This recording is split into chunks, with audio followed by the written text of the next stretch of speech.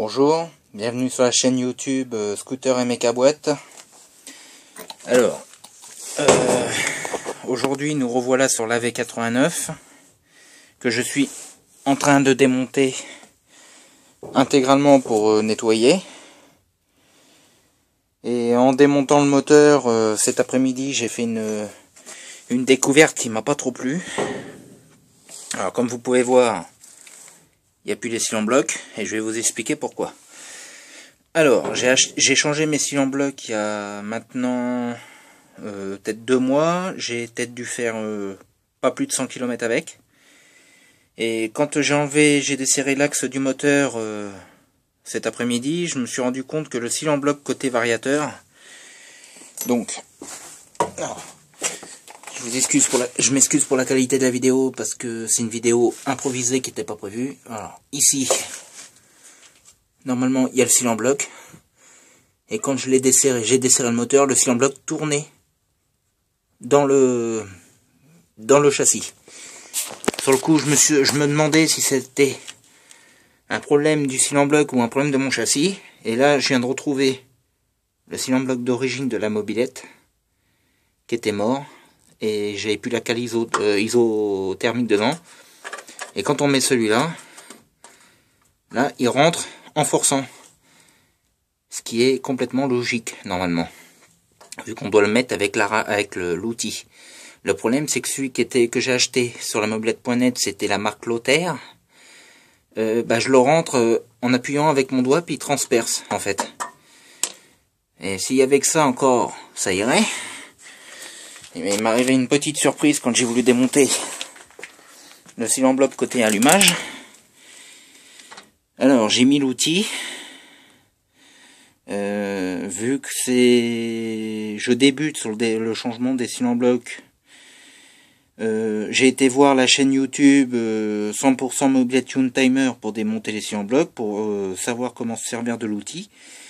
Donc je me suis servi de l'outil comme lui. Mais je pense que j'ai dû me faire avoir quand j'ai acheté l'outil, parce que moi l'outil qui était soi-disant de marque Lothaire, vendu avec les cylindres blocs, c'est celui-là. Et celui que 100% Mobilette Tune Timer a, c'est pas du tout le même, en fait. Il est pas de la même couleur, il est chromé le sien. Et le souci qui s'est passé, et vous allez le voir, c'est tout simplement le cylindre bloc qui s'est bloqué dedans, dans l'arrache cylindre bloc. Alors au départ, j'ai eu cette rondelle là qui s'était coincée dedans. Alors, normalement, vous voyez, elle s'est pas bloquée dans le châssis.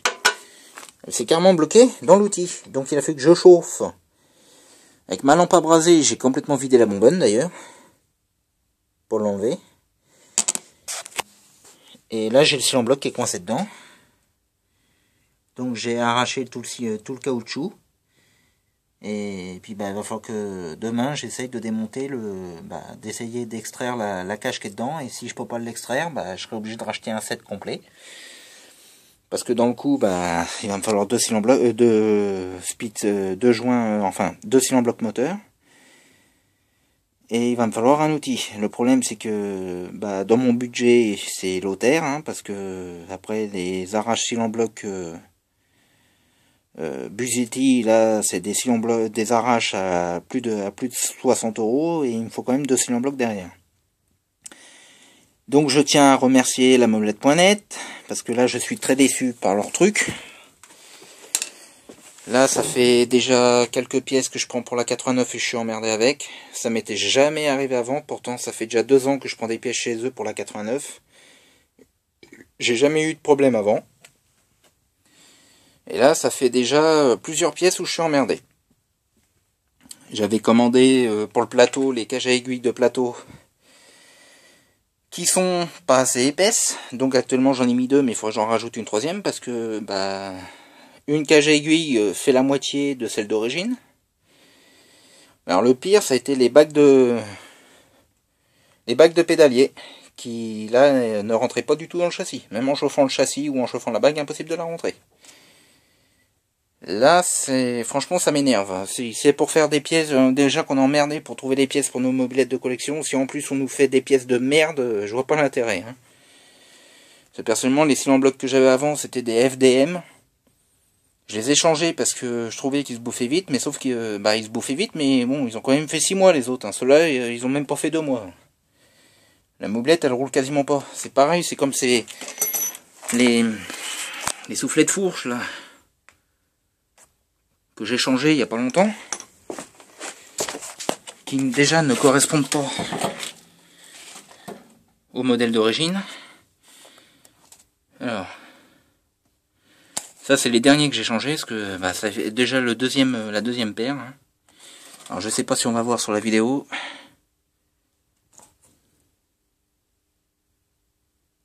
Focus.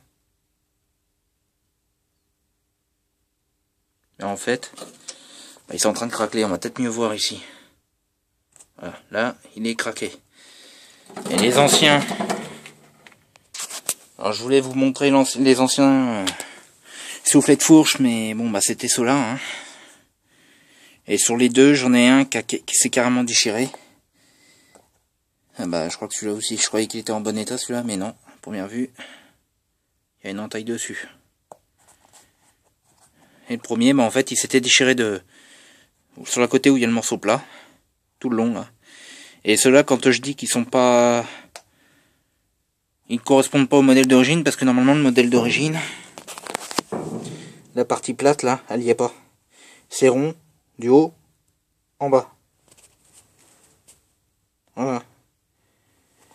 Donc c'est tout pour cette vidéo, c'était une petite vidéo coup de gueule.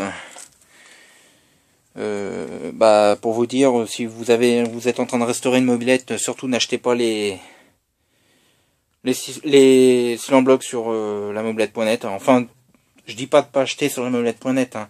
Mais en tout cas, les cylindres blocs Lothaire, faut pas les prendre. Ils en vendent d'autres sur le site que je vais commander. Je suis obligé de les commander chez eux parce que actuellement, pour les mobilettes anciennes, il n'y a que qui est ouvert. Mogé, il est fermé jusqu'à la fin de la semaine. La bécannerie, je ne sais pas, parce que quand je vais sur Google, ça me met que le magasin de Nantes est temporairement fermé, donc je ne sais pas s'il est ouvert ou fermé. Donc voilà. Donc ça, c'est pareil, ça m'énerve, parce que je peux pas profiter de ma mobilette. À chaque fois que je veux m'en servir, il m'arrive une tuile. Et à chaque fois, c'est sur une pièce neuve. À chaque fois, sur une pièce neuve. J'ai eu la bobine neuve qui a lâché, j'ai eu le robinet neuf Bon, par contre, le robinet qui vient de chez la mobilette.net, là, par contre, j'en suis satisfait, franchement. Comme quoi, ils vendent pas que de la merde, mais bon, c'est un coup de gueule, mais bon. J'ai jamais eu de problème avec leurs pièces jusqu'à maintenant. Hein. Là, c'est la première fois, ça fait que 2 pièces où je suis emmerdé. Donc, on va pas trop non plus se plaindre. Le robinet, je l'avais acheté avant chez mon concessionnaire. Le problème, c'est que quand on ouvrait l'essence, comme ça, et qu'après on s'en servait plus, on ferme l'essence, ce qui est un peu normal. S'il restait, celui de chez mon concessionnaire, quand t'as resté 3 jours sans rouler, dès qu'on rouvrait l'essence, ça se mettait à fuir par l'axe. Et là, la mobilette, je l'ai laissé une semaine sans rouler avant de la démonter, et avant de faire le tuto sur le réglage d'allumage, et il a pas fui. D'ailleurs, je reviens sur le réglage d'allumage là. Je me suis un petit peu gouré, on va dire, dans mon ancienne vidéo du tuto. Alors, je vais vous expliquer. Je me suis gouré sans me gourer, en fait. C'est qu'en fait, la mobilette, cette 89 là, a un kit 65 RSAL avec le joint de culasse prévu qui est fourni avec le kit. Et en fait, le joint de culasse qui est fourni avec le kit, il est un peu plus épais. Ce qui fait que quand vu que le joint, le piston, le cylindre, la hauteur de cylindre piston est la même que l'origine, mis à part le diamètre, mais le joint est plus épais. Le souci, c'est que vu qu'il est monté avec la culasse d'origine en plus, dans le coup, je trouvais ça bizarre qu'elle ait un peu de mal à démarrer à chaque fois, surtout à froid. Et dans le coup, j'ai pris la décision cet après-midi, avant de désosser, de refaire le point d'allumage. Donc le point d'avance en fait sur la cam. Donc en fait, avant, si ma cam était réglée à 1,5, là je l'ai réglé à 1,2 mm. Donc je vais pas refaire la vidéo pour ça, hein, vous vous en doutez. Mais sachez que le réglage que je vous ai mis dans la vidéo, c'est pour les moteurs qui sont full origine. Bon, ça va démarrer quand même, hein, mais vous allez plus galérer si vous avez un 65 en la calant à 1,5. Voilà. C'est tout pour cette vidéo. Dans le coup, là je vais plus faire de vidéo pour le moment car normalement je devais enchaîner sur des vidéos sur sur une DT50 de 2003. Sur un désossage moteur, boîte de vitesse et tout ça. Ça ne se fera pas tout de suite car les pièces qu'il me faut sont en rupture de stock partout. Donc ça va être en pause. Ça sera certainement peut-être fait au mois d'août, juillet-août. Car en même temps le moteur va changer de configuration. Là actuellement sur la DT je suis en kit 70 vélo de course 39 et il y a peut-être des chances qu'elle passe sur un 85